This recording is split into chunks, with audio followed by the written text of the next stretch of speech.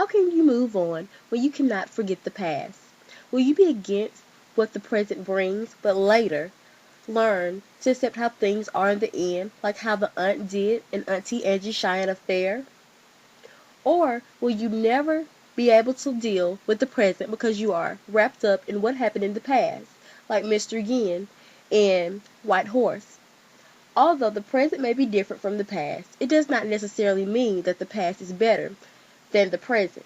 The main characters from both of these stories seem to think differently.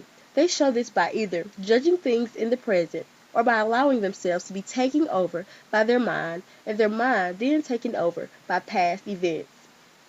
Since they are having trouble adjusting to the changes that the present has brought, they believe that the past is indeed better than what they are currently experiencing. Auntie Angie Cheyenne Affair is about an old woman who goes to Montana to search for her niece who ran away. When she gets there, she is horrified by all the things she saw. She observed disrespectful youth, drunk people, and prostitutes. She complains about everything and doesn't try to embrace anything. She starts by criticizing her nephew and the music while on the way to Montana.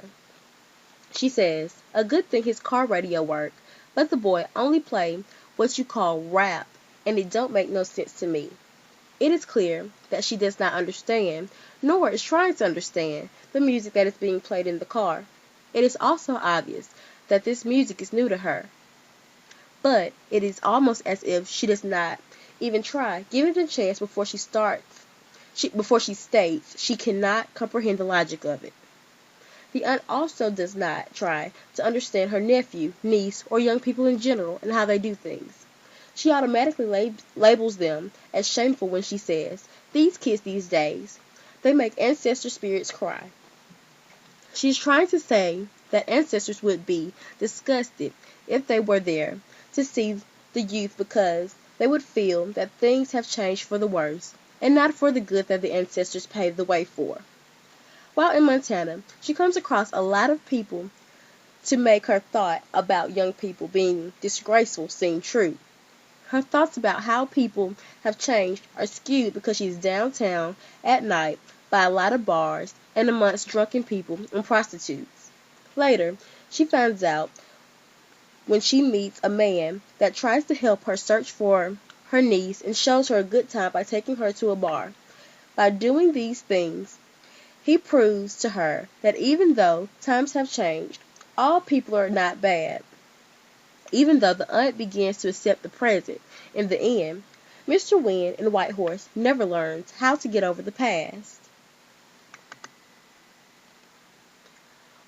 The White Horse is a story that tells of an Asian man, Mr. Wynn, trying to survive in the present while his mind is in the past. He cannot function in his day-to-day life because he is constantly consumed by what happened in his past. At the beginning of the story, it points out that he is a mess. The narrator said, "To a country as law-abiding as America, Mr. Wynn is not a good citizen. He doesn't file taxes on time. He spends everything he earns while his salary comes to him without deductions. He is routinely fined, overdrawing on his account." The narrator then proceeds in telling why is he such a mess by saying, "But for Vietnamese cast far from his family, his friends, and his homeland, mired in endless worries, remembrance, and sorrow, Mr. Wynn lives in two time periods, the present and the past. Such a jumbled sense of time and space can consume his day." The story explains that it is almost impossible for him to function efficiently in the present when his day is filled with thoughts of the past, of when he was back in his home country.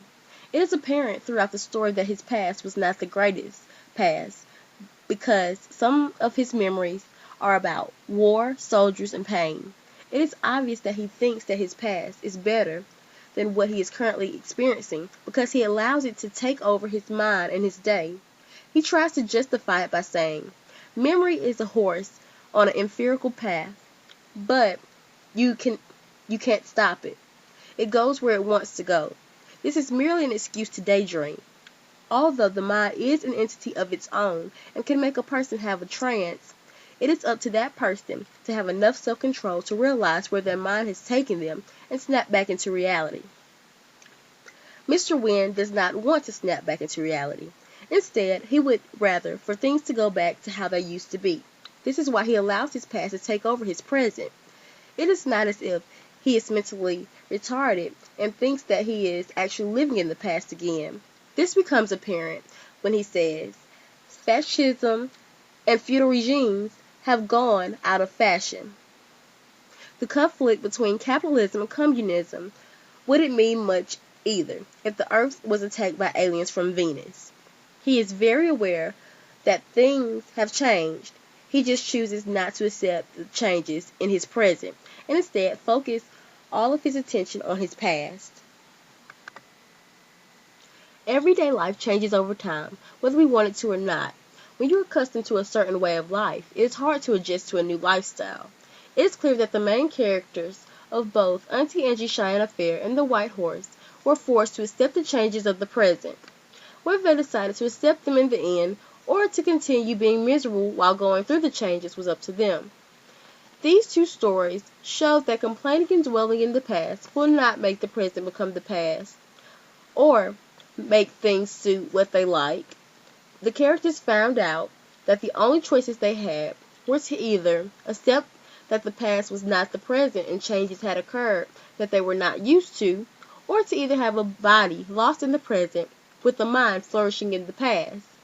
The past is the past, and the present is the present. Since there are two different things, there is no efficient way to have your outlook on life or your mind in the past while your body is in the present.